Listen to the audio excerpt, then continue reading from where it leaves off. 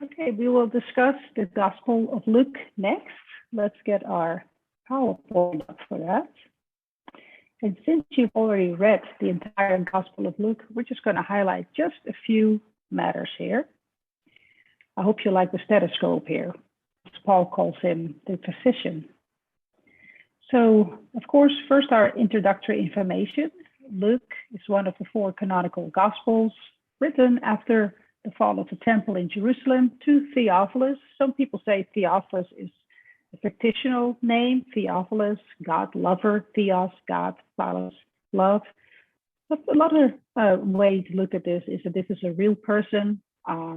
Seems to be a Roman setting, so lots of people think that this is a person kind of in the uppity layers of the socioeconomic classes, probably in the vicinity of Rome, and that Luke actually presents God as the God of the underdog, God who looks after the marginalized in society.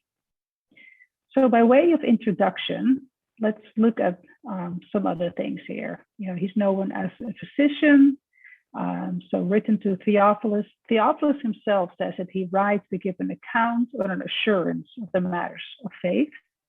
In terms of sources, Luke would have had access to the Gospel of Mark, remember, Mark in priority, and the saying source Q, quell. Themes that are brought out here is, you know, that God takes the initiative, so divine initiative, and then in terms of looking after the marginalized, just the nature of the Jesus community, where this ideal community is formed where people take care of one another. What some other themes there would be the universality of salvation, very important for people like Theophilus, that anyone has access to the benefits of this community. Peace, as opposed to the Pax Romana, this idea of Jesus bringing true well-being and peace, irene in Greek, or shalom in Hebrew. And this idea of the plan of God, that God is working out his purpose, especially for those within the Roman context where the gods all rule the affairs of the world, that this is actually the God of Israel who is working out his plan. This idea of faith, F-A-T-E, being determined by God. That God looks after everyone, the Gentiles, the non-Jews, the women, the poor, the disreputable, overall the marginalized. And of course, emphasis on the suffering of Jesus and his death, called the Passion. I want you to notice some common wording that we encounter. If you look at some of these verses here that we find in the Gospel of Luke, notice that some themes repeat here, and literally speaking, there's some repeating phrases here. Notice when Jesus is in Jerusalem as a 12-year-old boy, he says, "Didn't you know I had to be in my Father's house?"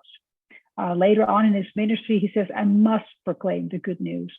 In 13:16, when there's a healing there, it says, "Should not this woman, in any case, I must press on today." In 17, he's talking about the Son of Man suffering. First, he must suffer. 19:5, "Zacchaeus, I must be at your house today." And again, talking about the suffering of the Son of Man. The Son of Man must be delivered. Everything must be fulfilled. This idea of must be, should be. That's really this idea of God working out his purpose. Remember how in the Gospel of Mark, there was this Greek word that we often translate as immediately and thus, euthus.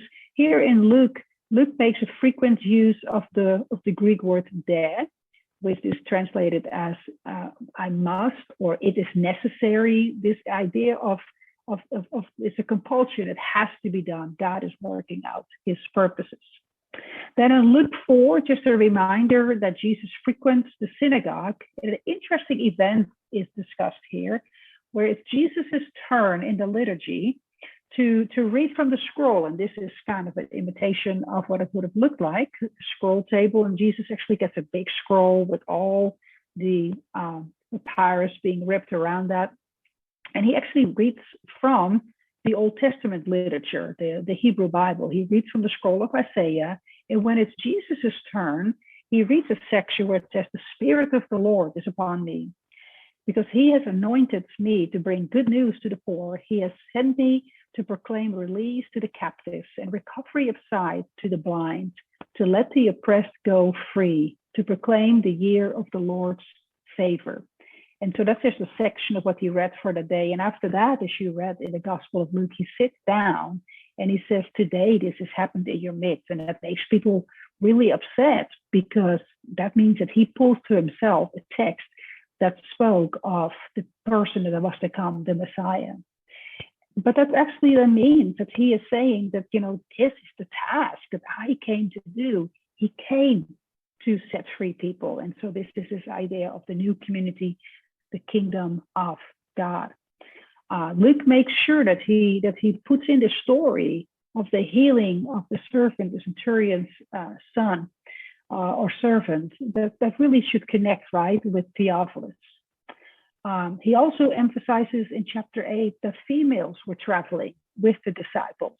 And so we learned that here, that they travel with them. They're even known here by name, which is kind of interesting in the patriarchal society, and that they provide out of the resources. The wife of Herod's steward, very interesting, right? And then there's a story that often is talked about the church, is the story of Mary and Martha, which, by the way, they are sisters of Lazarus, who will show up in the Gospel of John, and you've seen it in the movie. And they actually come to the city, and it actually talks about them leaving the crowd at the outside of the city. So as they went on their way, he entered a certain village. In the movie, it's portrayed that they stay the outer skirts of the city or of the village. But then typically in movies and in art, we see this idea of Jesus just being by himself, kind of drinking a cup of tea or something with these two women. And then Martha gets really busy and the Lord kind of sits there and talks with Jesus. Well, that's a very Western perception, right? Because we know from the text that there's an entourage, that they're traveling as a group. We've just learned who all traveled with them. And so they wouldn't leave them somewhere else. They would come in. In fact, hospitality is one of the highest social goods in the Eastern world, and still today. You would not even think about not offering something to eat and something to drink. I actually lived in the East for a while, and if there was unexpected, if there were unexpected visitors, then everybody pitched in. All the ladies in the streets would help cook, would bring something, and it was an honor, an absolute pleasure to facilitate that. And all the women would pitch in, because it would be reciprocated next time. You would not think of not helping out. So Martha absolutely would not be left to her own devices. The other ladies would already be helping out there. And so everybody would be in there. Everybody would be sitting around, maybe in a courtyard or something. The interesting here is that the sister Mary is sitting at the Lord's feet. And that's a place where typically in that society, the man sits. The master is teaching, the man sits, the women are cooking, and she sits there.